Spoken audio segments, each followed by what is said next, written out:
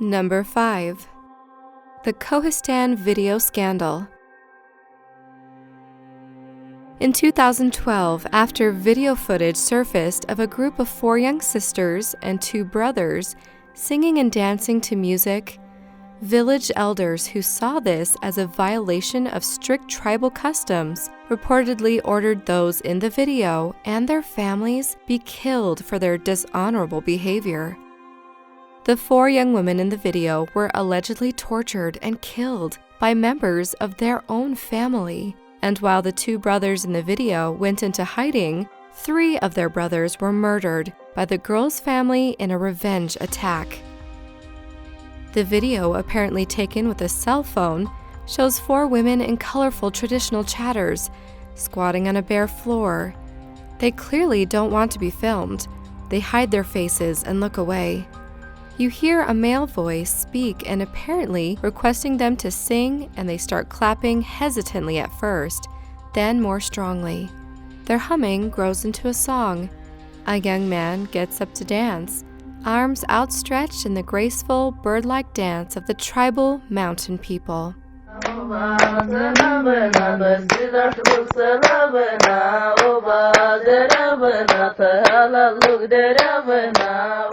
It is believed that the cell phone video was made in 2011 in a village deep in Kohistan, a rugged area of northwest Pakistan.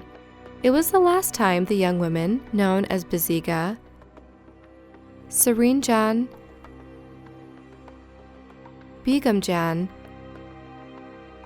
Amina, and Shaheen have ever been definitely seen alive. According to court filings and interviews with people who investigated it, the families confined the girls for weeks, threw boiling water and hot coals at them, then killed them and buried them somewhere in the Kohistan hills.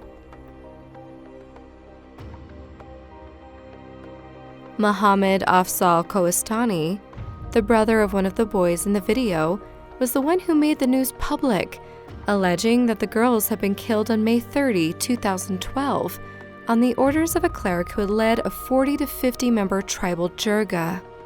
Later, when investigators appeared, relatives and community leaders insisted that the girls were still alive and produced a second set of similar-looking girls to prove it. They even disfigured one girl's thumbprints so she couldn't be checked against the identity of the victim she was supposed to impersonate. One journalist sent photos of both groups of girls to analysts in England, who found only 14% chance that they were the same individuals. That evidence was taken to a provincial court, but it declined to take any action. Kohistani, in the interview, named each of the original girls and their replacements, who he said were similar-looking sisters, cousins, and sisters-in-law. Once more, a fact-finding mission was sent to the village. This time, it included a district judge and 2 police officers, armed with government ID records, with the heights and thumbprints of the missing girls. What they encountered was hair-raising. In his report afterward, Kohistan Judge Shawib Khan said the village elders were unanimous in insisting that the girls were alive, but 2 of the girls they produced were much younger than the victims, according to their official birth dates. A third could not be identified because both thumbs had been burned, and that the others were probably also imposters. The Apex Court ordered Nadra to match fingerprints and SNICs. The tests came back negative. In December 2018, police claimed they arrested 4 suspects in November. The suspects were namely Umar Khan, Saber, Mohammed Sarfraz, and Sair. Number 4. Killer Next Door. In March 2006, a young couple from a quiet neighborhood in Memphis, Tennessee, had gone missing. 21-year-old Stephanie Grace Smith and 22-year-old James Smith were newlyweds, married for a little more than a year. They were last seen alive on March 16, and no one has heard from them since. Police checked the Smiths' home and found no signs of the couple. The house also shows no signs of forced entry. Nothing was broken, and nothing was out of place. Police left empty-handed with no clue what happened to the couple. One neighbor told police she heard a disturbing noise the night the couple was last seen. She said that on Thursday morning at 2 o'clock, she heard a woman screaming. She said there were loud screams and she knew something was wrong. Neighbors had begun to notice strange things at the house. The couple's cars had disappeared. Someone had moved their garbage cans. Their pit bulls had stopped barking. An investigator ran a background check on the Smiths and found that Stephanie withdrew $5,000 from the couple's account the day after she was last seen leaving work. Investigators also learned that Stephanie was seen withdrawing the money with James' uncle, 29-year-old Larry Mosley, who also lives right next door to the Smiths. Police went to find Mosley at the office where he worked as a handyman, but he was not there. Mosley's employer said that he called Mosley when he didn't show up for work and that Mosley said he'd quit.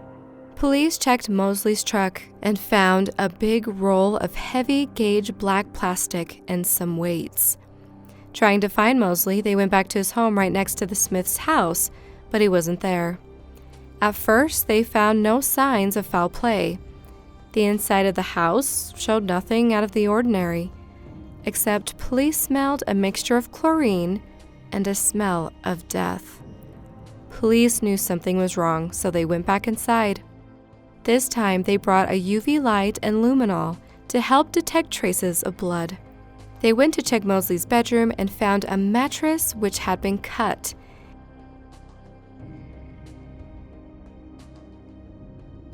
They turned on the UV light and sprayed luminol all over the room. There they found blood splatters everywhere.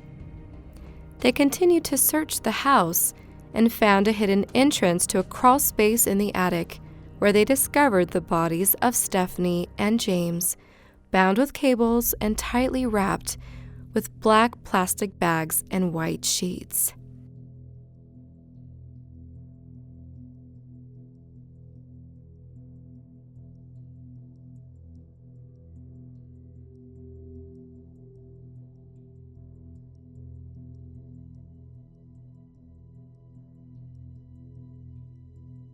The autopsy report concluded that they both died through multiple blunt force injuries to the head. Police then tried to find Mosley, but learned he was on the run with his father in Mississippi.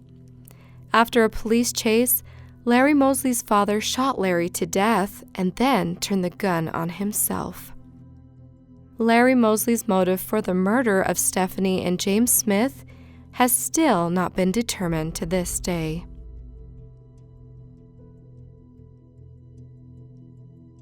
Number 3. The Greyhound Bus Murder.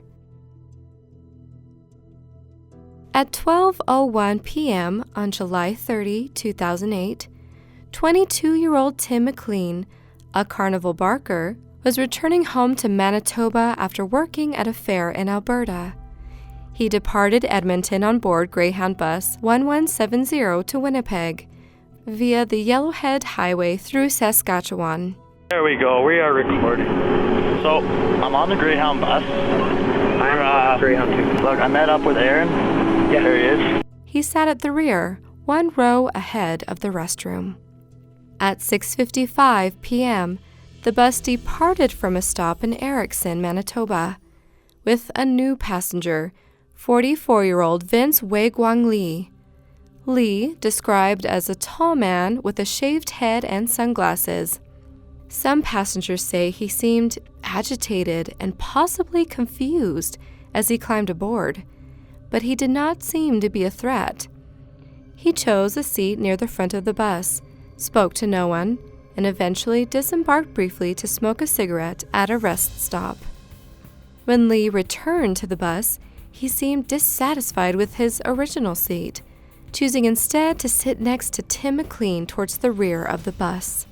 McLean barely acknowledged Lee, then fell asleep against the window pane, headphones covering his ears. Just moments after the bus began moving, Lee calmly pulled out a massive hunting knife and began using it against MacLeod. The young man instantly snapped to attention and began screaming in pain and horror, a scream that haunts many of the other passengers to this day. Although he fought desperately for a few moments, he was no match for the killer. As Lee stabbed MacLeod over and over, he was calm and methodical, never changing his expression or showing emotion. Onlookers were shocked by his lack of rage and the way he committed the killing almost robotically, stabbing him close to 60 times, according to one witness. As the screams of horror filled the bus and the driver pulled urgently to the side of the road, Lee began to cut off MacLeod's head and dismember his body. As the passengers ran screaming from the bus, the driver and 2 other brave men carefully boarded the bus again to see if they could help the victim. Lee chased them away with the knife, forcing them to exit the bus and lock the door from the outside. Lee then grabbed MacLeod's severed head and brandished it for the stunned passengers, dropping it near the door and then retreating to eat some flesh from the mutilated body. The Royal Canadian Mounted Police were not prepared when they received word of what happened on the Greyhound that day. They arrived to find Lee still on the bus and a group of men guarding the door with a crowbar and hammers. The driver had cleverly engaged the emergency immobilizer system, so the killer could not attempt to drive the bus away. By 9 p.m., the police were in a standoff with Lee as he paced the length of the bus, trapped inside, until special negotiators and heavily armed tactical units arrived on the scene. When he tried to escape through a back window of the bus, he was tasered twice and handcuffed. When police boarded the bus, they were faced with an intensely gruesome scene. Not only had MacLeod's remains been hacked apart, there seemed to be some missing body parts as well. When they searched Lee, they found the victim's ear, nose, and tongue in his pocket. Findings later revealed MacLeod's eyes and a part of his heart were never recovered, supposedly eaten by his killer that night. Although Lee was obviously responsible for his actions that evening, Canadian law has surprisingly lax requirements for those with mental illness. Lee refused to hire a lawyer. However, those who represented him stated he could not be accountable for what he did due to his untreated schizophrenia, and the judge agreed. As a result, the judge ruled that Lee was not criminally responsible for the killing. Lee was remanded to the Selkirk Mental Health Center. Because Lee was a cooperative patient during his time at Selkirk Mental Health Center in Manitoba, he eventually gained more and more freedom, including the privilege of going outside and having visitors. In an even more shocking development, Lee changed his name to Will Baker and was released from the facility and granted full freedom. Although MacLeod's parents have said they have no words for the grave injustice of this decision, Lee has been living on his own in a Winnipeg apartment since November 2016. Number 2. Watts Family Homicides. On August 13, 2018, the faces of pregnant Shannon Watts and her 2 daughters, 4-year-old Bella and 3-year-old Celeste, were printed on missing person posters after they suddenly disappeared from their home in Frederick, Colorado. At first, Shannon Watts' husband, 33-year-old Chris Watts, agreed to TV interviews, in which he appeared torn up over their sudden disappearance and begged for their safe return. Just 2 days later, he was arrested in connection with their deaths. On social media, the couple seemed like they had a perfect marriage. In a video shared online, Shannon described how she met Chris after he sent her a friend request on Facebook, and how lucky she was that he had stuck by her through her battle with autoimmune disease lupus. And he's the best thing that has ever happened to me. She also shared a video of Bella singing "My Daddy is a Hero." But Chris Watts had secretly started seeing a co-worker, 30-year-old Nicole Kessinger, telling her that he and his wife were in the process of separating. Kessinger claimed that she started dating Watts seriously at the end of June. While Shannon Watts spent most of her summer in North Carolina with relatives, he spent more and more time with his new girlfriend, and his wife noticed him growing distant. She desperately tried to salvage their relationship. When she returned from a business trip the morning of August 13, she and Chris Watts got into a fight, which would end with 15 weeks pregnant Shannon Watts being strangled to death and their 2 daughters smothered.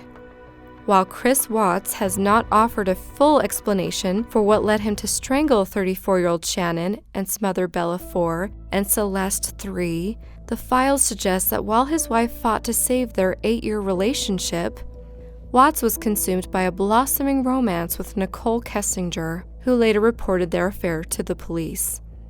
In a videotaped interview with Weld County Sheriff's Department officers on August 16th, one day after Chris Watts was arrested, Nicole Kessinger said she believed financial issues were the primary motivation for the murders, but admitted the barely 2-month-long relationship might have accelerated the process. Although she knew about Bella and Celeste, Kessinger claims she first learned about Shannon's pregnancy while watching a news report the week of the family's disappearance. When she confronted Chris Watts, he lied and said he had just learned about the pregnancy himself and that Shannon had told him the baby wasn't his. On June 11, Shannon Watts recorded this video of her surprising her husband with the news that she's pregnant for a 3rd time. Chris Watts seems genuinely excited. That's awesome.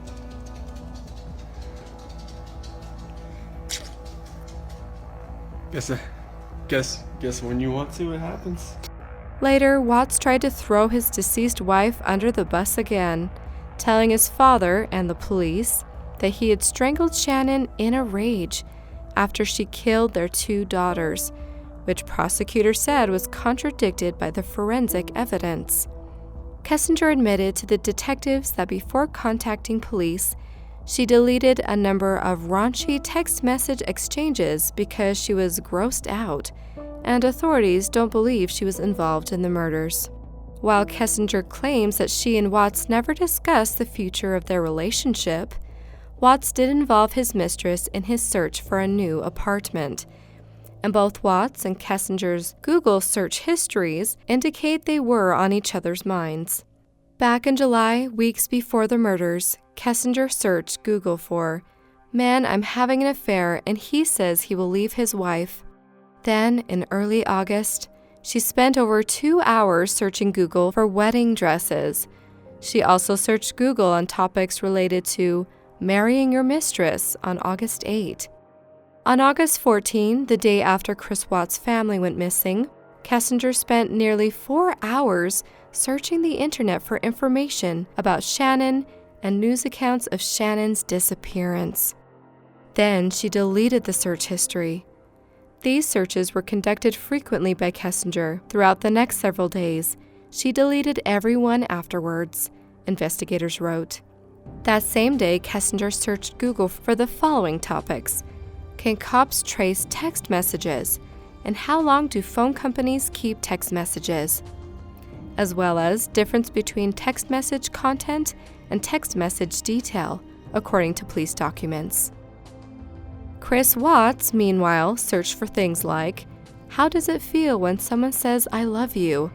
And researched secluded vacation destinations. Text messages are also among the released documents. At several points, Chris Watts juggled text exchanges from his concerned wife and his mistress at the same time.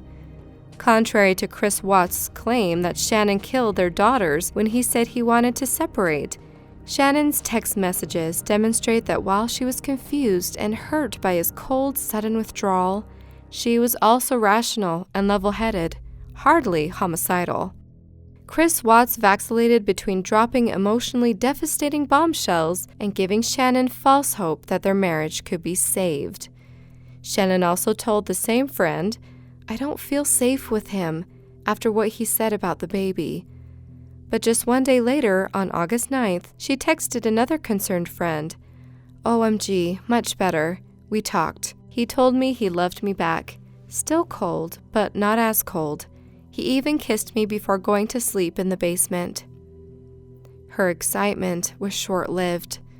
On August 9, Shannon went on a business trip and left the girls with Watts, who arranged for a babysitter one evening, supposedly so he could attend a sports game with his friends. Instead, he took Kissinger out to dinner, paying with his credit card instead of a gift card for the first time. The charge didn't escape Shannon's notice. She later texted a friend that the amount seemed large for a meal for one. But Chris Watts had denied having an affair, and Shannon told a friend that she doubted that he had it in him.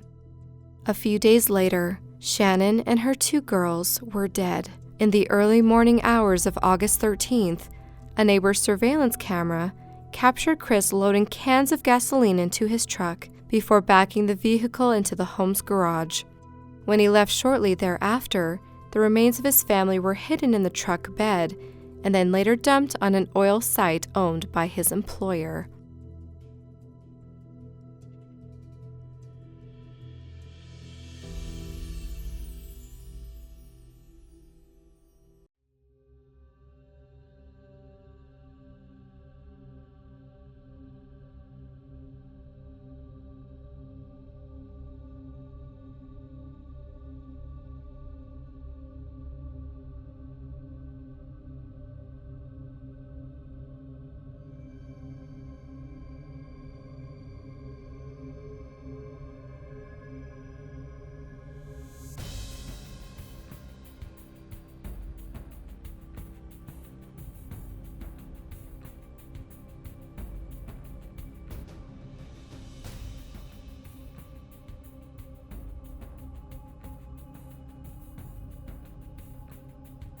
Shannon's body was found in a shallow grave near 2 oil drums containing the remains of Bella and Celeste.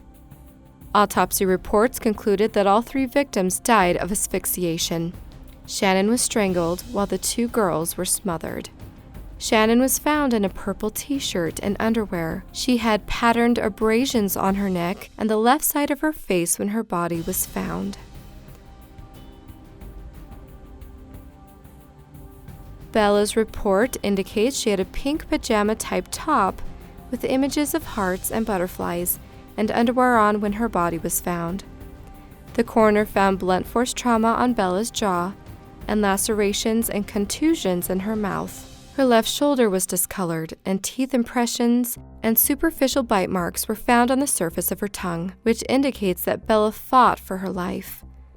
Celeste was found in a pink and black t-shirt, wearing a diaper and underwear.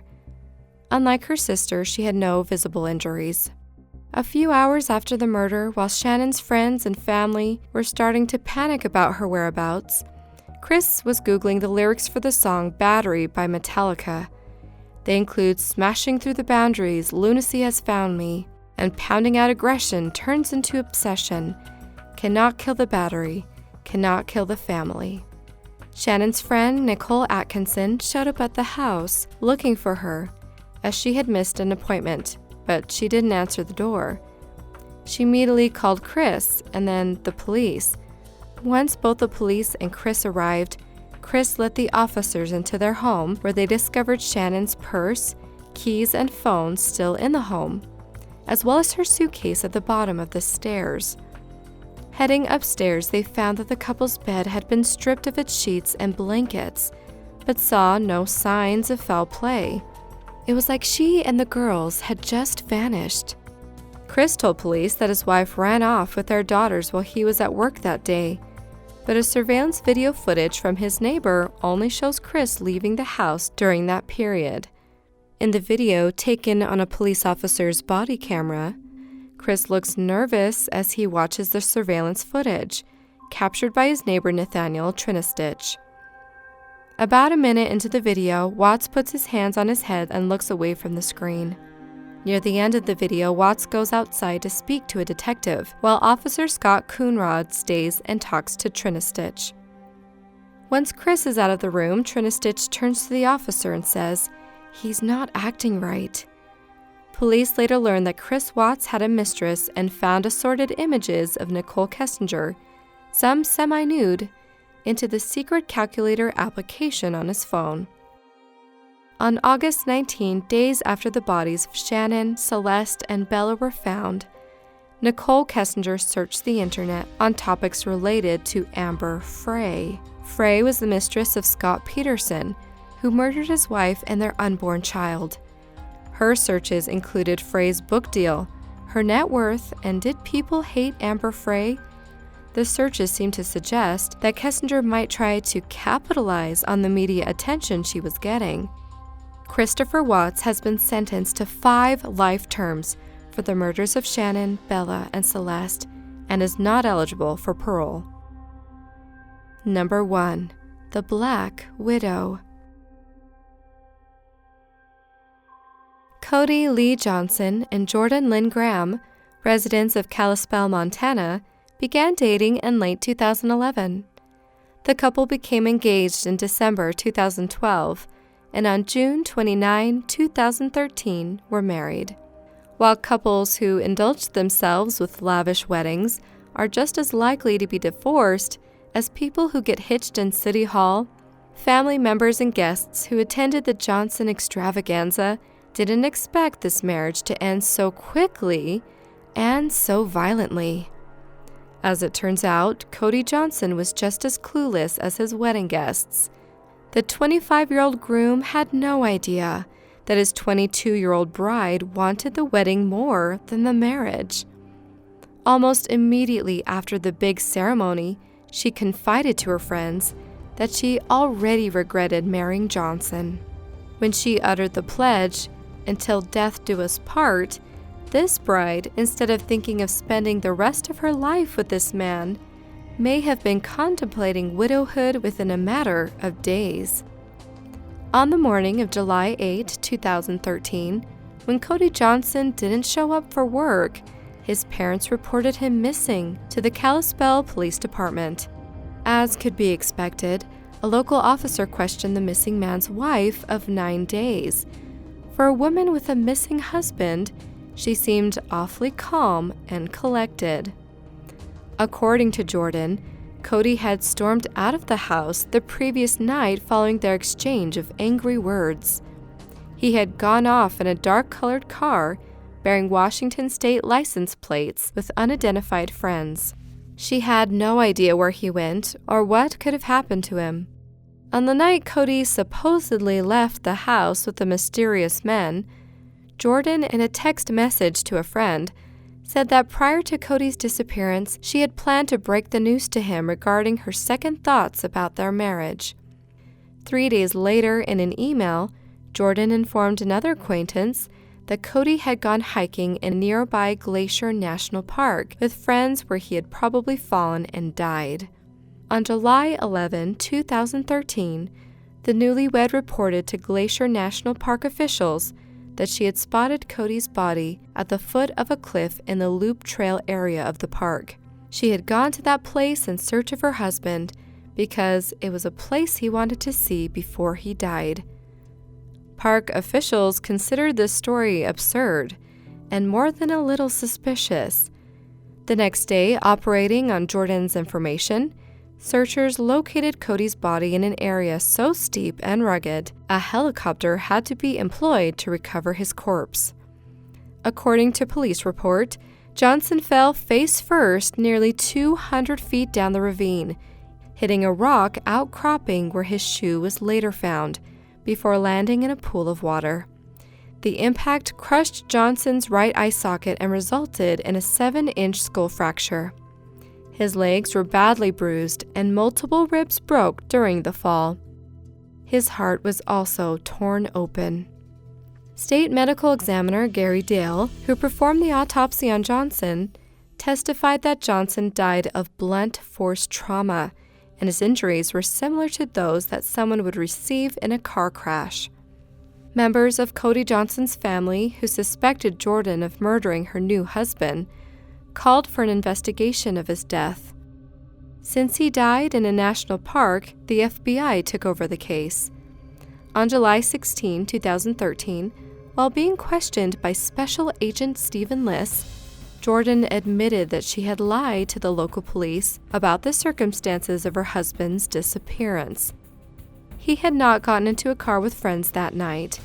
That evening, following a heated argument, Jordan and Cody had driven to the park to cool off. They continued fighting, however. While standing at the viewpoint above the cliff, he grabbed her by the arm. Jordan said she removed his hand and gave him a shove, which propelled him over the cliff. She admitted that she had pushed him in anger, but denied an intention to kill him. In March 2014, Jordan pleaded guilty to second-degree murder following the closing arguments at her trial. The judge sentenced her to 30 years in prison. U.S. District Judge Donald Malloy, in handing down a sentence, pointed out that the defendant had initially lied and changed her story about what happened to her husband. Moreover, she never apologized or showed remorse. After admitting her guilt, she claimed she had felt physically ill at the prospect of having sex with her husband. She told a friend that she was afraid of what he might expect her to do.